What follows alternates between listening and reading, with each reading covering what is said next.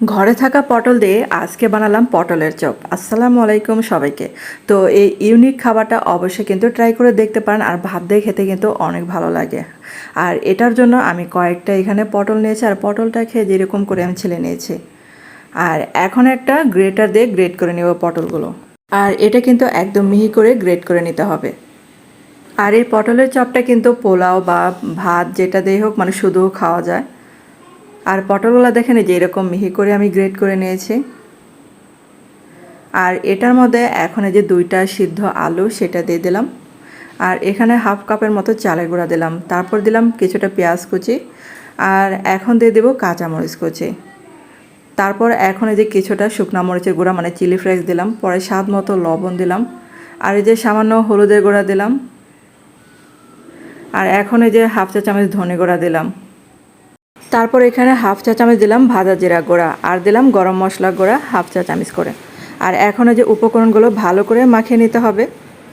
আর আপনাদের কাছে ছোট্ট একটা রিকোয়েস্ট, যারা আমার চ্যানেলে আজ নতুন ভিডিও দেখছেন কিন্তু চ্যানেলটাকে এখনও সাবস্ক্রাইব করেনি, তাদের কাছে প্লিজ অনুরোধ রইল চ্যানেলটাকে সাবস্ক্রাইব করে আমার পাশে থাকবেন। এখন এই যে হাতটাকে পরিষ্কার করে নিয়ে আমি চপের আকারে বানিয়ে নিচ্ছি। আর আমি কিন্তু চপের জন্য এরকম করে হাত দিয়ে বানিয়ে নিচ্ছি, মানে এই ডিজাইন করে বানিয়ে নিচ্ছি। তো আপনারা আপনাদের পছন্দ মতো শেপে বানিয়ে নিতে পারেন। আর এরকম করে বানিয়ে হাত দিয়ে একটু চ্যাপটা করে দিবেন, তাহলে সুন্দর মানে ভাজা হবে আর কি। তো আরেকটা কিন্তু বানিয়ে দেখাচ্ছে আপনাদেরকে। আর এটা কিন্তু দেখেন বানাতেও কিন্তু কোনো ঝামেলা নাই। তো সবগুলো কিন্তু এরকম করে আমি বানিয়ে নিয়েছি। আর এখন হচ্ছে ভাজার পালা। তো চুলায় আগে থেকে তেলটা গরম হতে দিয়েছিলাম, আর মিডিয়াম আঁচে কিন্তু ভাজতে হবে।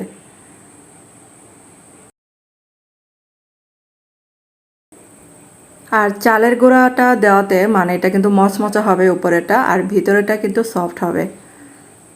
তো এক সাইড দেখেন এই যে কালার চলে আসছে। আর এটা কিন্তু বেশিক্ষণ সময় চুলায় রাখা যায় না, কারণ হচ্ছে এরকম মানে বেশি পুড়ে যাবে। তো আমি চুলার আঁচটা মিডিয়াম আঁচে রেখেছি এটা। আর মিডিয়াম আঁচে কিন্তু এটা ভাজতে হবে, যেহেতু পটলটা কাঁচা, তার জন্য আর কি মিডিয়াম আঁচে ভেজে নেবেন।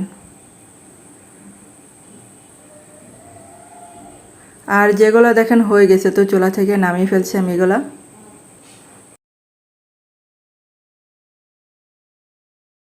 আর যে সবগুলো কিন্তু হয়ে গেছে তো নামিয়ে ফেললাম। আর আপনাদের কাছে কেমন লাগলো অবশ্যই কিন্তু কমেন্ট করে জানাবেন। আর নতুন নতুন রেসিপি সবাই ট্রাই করে, তো আমিও করেছি এটা, তো আমার কাছে ভালোই লেগেছে। আর শুধুও খাওয়া যায়, এটা পোলাও মানে ভাত সবই দেওয়া খাওয়া যাবে। তো এখন কিন্তু একটা ভেঙে দেখাচ্ছে আপনাদেরকে।